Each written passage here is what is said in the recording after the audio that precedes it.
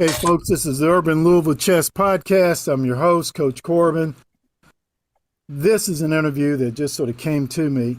Had the great privilege and opportunity to do this interview as I was working with Grandmaster Maurice Ashley and getting him scheduled to do an interview today. And I'm going to be doing that later on. And he told me about the HBCU Chess Classic. It's going to take place on April 22nd, 2023. In Atlanta, Georgia. I was just absolutely thrilled and excited about it.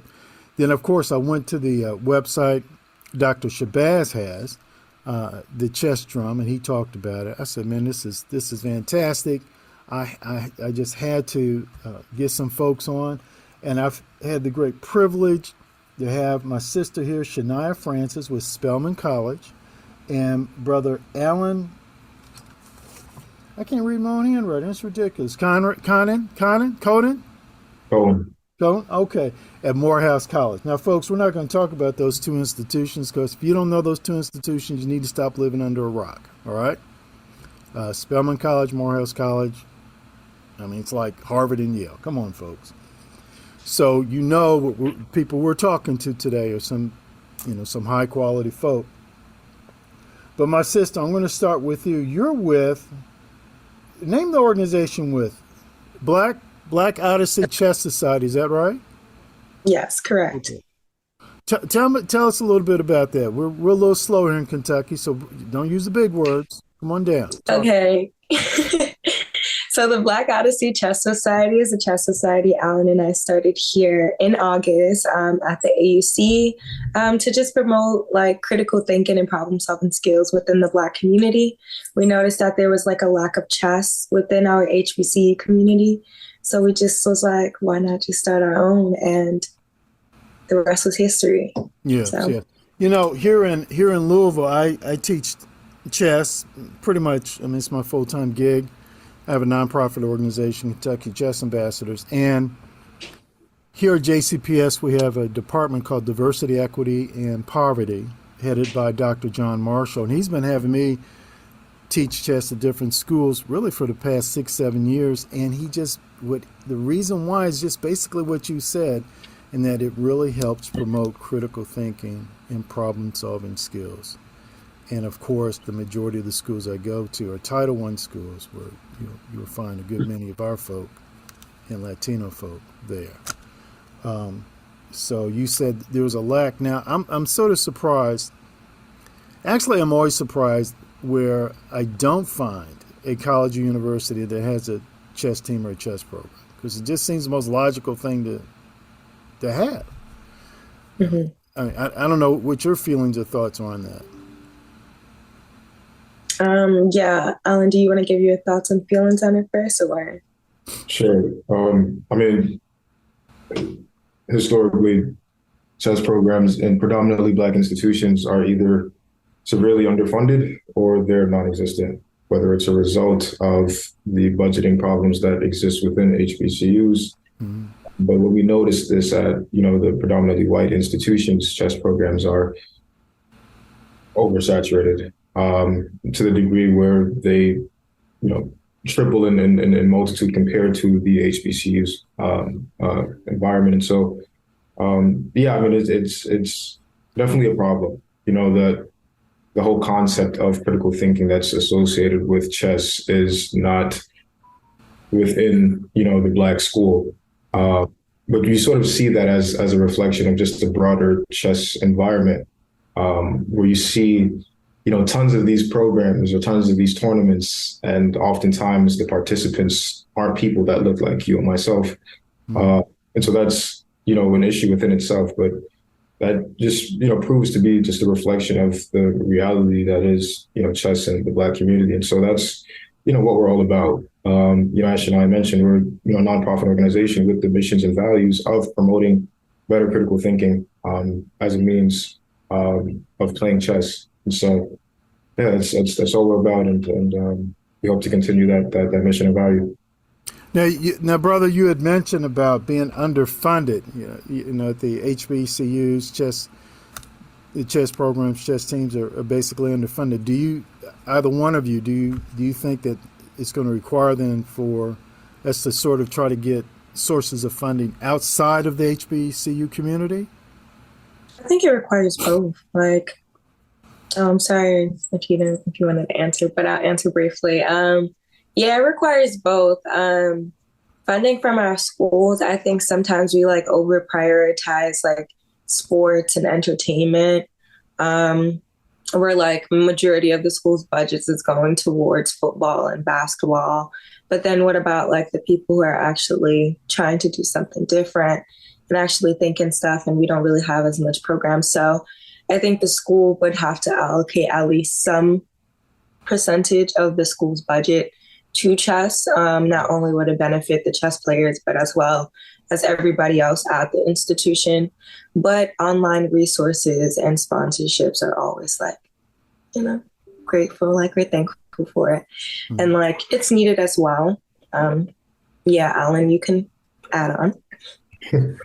No, Shania brings up a great point. I do think that it's, a culmination of both. I think the issue is that oftentimes organizations, they lean a bit too much on the institution, but we have to keep in mind that it's the institution's duty to be sort of egalitarian or have some level of equity or equality. And so when it comes down to a bunch of different organizations on a campus, let's say, there's 300 registered organizations on campus. That school is now responsible for ensuring that funding is split equally across those 300 organizations. That itself is a problem because it now factors into, reducing the amount that on average each organization would get. And so, that's sort of the problem behind leaning on one side as opposed to, embracing both. And so, Shania brings up a good point of us not exactly leaning on the institution for 100% of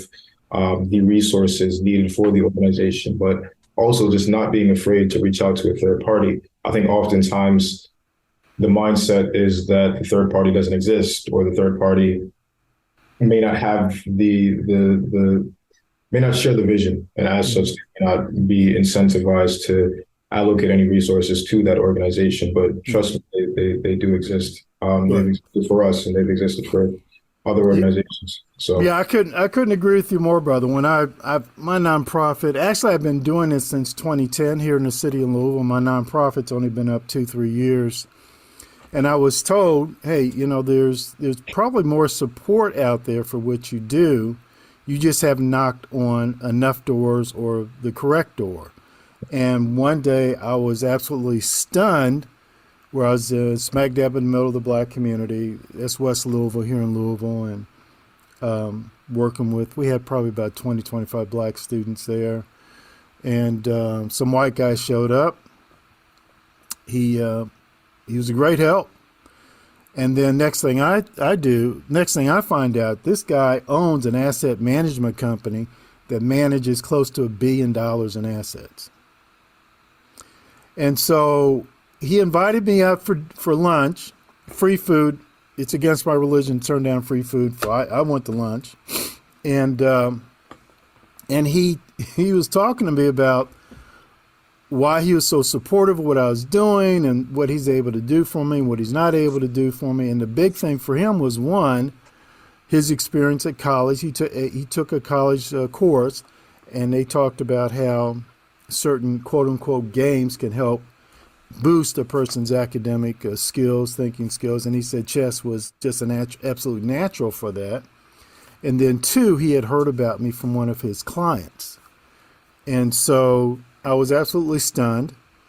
And I never would have thought, the guy's based here in Louisville, I never would have thought to approach him. But, if I had, he just would have kicked open the doors and said, well, come on, sure, I'd love to sit down and talk with you about it. So I absolutely agree with you on that point right there, brother. Now, brother, let's pretend, you and the sister, let's pretend for a minute that you're approaching me for funding. So I'm going to say, like, well, okay, well, I mean, what are you going to use the money for? What are you going to do? Yeah, that's a great question. And usually when we, approach that dynamic of, investors, we first relate to them the importance of who we are and what we're building. And we also make sure that that individual has a vested interest in what we're building, and they have a vested interest in our missions and values. That's the first thing. Next, when it comes down to the uses and sources of the funds, we relate to them that at its core, the Black Odyssey Society is a program that really focuses on educating Black students through an 8-week curriculum that's taught by master level instructors and coaches. And so that's the core of where our spending is used, for one, ensuring that these students have the adequate resources, i.e., they have the technology, they have the means to cover the softwares. In addition to that, we also need to make sure that our staff, i.e., our instructors and coaches, are taken care of. That's another expense. And then we have to factor in the things like the application side, because while we're educating them, we also need to reinforce and make sure that they're applying everything that they've learned in a high growth setting. And so we fund, things like play-in tournaments. And as you can imagine, when it comes down to these sorts of, events, it gets quite extensive from a budgeting perspective. And then you have things like huger events like the HBCU Chess Classic. And so this is another thing that requires quite an extensive expenses. And so this and the culmination of also the social side, because we want our students to be well-rounded. And so when it comes to that, there's mixers and social events. That way they aren't just looking at things on the board. And so that's also things that we take care of. We also take care of the workshops, so that way they can apply the skills that they learned from chess. As we mentioned before, chess is a phenomenal avenue in terms of critical thinking. But if you can't apply that in real life, then there's no point. And so we push that for students to apply everything that they learned off the board. And so that's another expense. There's a multitude of aspects when it comes down from a budgeting perspective, but at its core, that's essentially how we approach investors, and that's how we break down our costs. Is there anything you'd like to add to that, sister? No, he basically took everything and said it. I was just going to talk about the social events and like the mixers and stuff and the workshops that we are going to do in the future. And yeah, that's pretty much it. Okay. But he already talked about it. Yeah. So, I'm hearing about stipends for the coaches, which makes sense. I mean, if football and basketball, they're not volunteers. They get paid. And then travel to tournaments, just baseball, basketball, they do that. They travel to tournaments. So that's transportation, that's room and board. And, of course, the coach is going with them. And then I would imagine equipment as well, clocks, sets, things like that. That stuff's not free. And I'm not talking about going to Walmart and getting a $3 glass set. I'm talking about a real tournament set, right, period. So I get you on that. Now, and I know every year they do what is it called? The Pan American Collegiate Chess Championship. Is that right? Yeah, the Pan Am. Yep. Have you ever been to that? Has either one of your teams ever been there? No. Given as though we've just launched, that we're still at our infancy. So no, we haven't participated in the Pan Ams, but the goal is that our students will make it there next year, absolutely kill it and continue to. Right. As far as I know, I've never seen an HBCU actually win a Pan Am championship. Am I correct on that? That is correct, yes. Okay. All right. So that sounds like a goal someone needs to take to that brother who started BET and RLJ Lodging, because let's face the facts, people like a winner and people like that challenge, man. Yeah. You just don't want to go up to them and say, hey, man, I want to think to the... No, hey, dude, I want some money to go to this tournament. It kicks some butt, come home with a big old trophy. Oh, okay. Sit down. I like to give to that. So that's something to think about. Hey, towards the end here, folks, let's talk about the HBCU Chess Classic. Is this an historic first? Yes, it is the first. Howard has attempted to do it, but then COVID-19 happened, and then yeah. Wow, that's something. So who came up with this crazy idea? Who's going to take responsibility for it? I don't think it's a sole person. I think it was just a culmination of us putting our heads together. Okay. Yeah, we were just like, sorry, we were just like running with ideas of what it could potentially be, as well as just like weighing out the odds of if we do take that risk, like what's the worst that can happen? And like that's just where it came from. Like we just sat together in the summer. It started over quarantine, so like most definitely it's 2 years later, but like yeah, we most definitely worked out. It's 3 years later, but we most definitely just sat around and thought of it. But I would most definitely weigh a little more towards Alan on the thought, because he has more chess experience than I do, especially playing in tournaments. So his tournament thing was like, yeah, let's like start a tournament. Like, let's do the tournament too. So, and not just start a tournament, which again this is historic, folk. HBCU Chess Classic, April 22nd, down there in Atlanta, Georgia. But then to bring in someone like an international grandmaster, Maurice Ashley, and you want to talk about a guy who's made history. Every time he's turned around, that brother's making history. So where did that ideal come in? Who got the kahunas to say, well, let's bring in somebody of his stature? Yeah, I mean, the beauty of Shania and I being partners is that we complement each other quite a bit. And so she's the people person. I tend to be a bit more reserved and timid, but she's always on the ball with that. A really good pre-rules person, and so she, decided to reach out to Maurice about a year ago, approaching him with the idea of the Black Odyssey and what we're building, and he's been instrumental in terms of he's now our advisor for just the organization as a whole. So he's a close partner of us, and he's been instrumental in terms of, one, the development of our program, but in addition to that, the classic as well. Obviously, somebody who has participated in hundreds, if not thousands, of tournaments, and has been a part of the Black chess community for decades. He's definitely an amazing person to be able to bounce ideas off and always be able to say no, you should do it this way, just modify things. And he's been incredible in terms of allowing this process to happen. So all credit to Shania for reaching out to him in the first place. But he's been instrumental in terms of this whole process. Yeah, I mean, but even I'm go ahead, sorry. sister. Go ahead. I was going to say, even just like in addition to just reaching out, I think that like, when it's like just the right moment for things, it was just the connection of the like energies that we had. Because Maurice just kind of was like, wow, like you texting me, like you emailing me was like funny, because I thought about this. Like I was thinking about the first Black women grandmaster. And he wanted to cultivate, like he wanted to help bring one up, and was like, oh, Spellman would be like perfect. And then I'm like, yeah, it's open to the AUC. Don't know who's going to be the grandmaster, but we can start by pulling more students towards chess. And I think that was like the most important factor, is that we all had the same objective.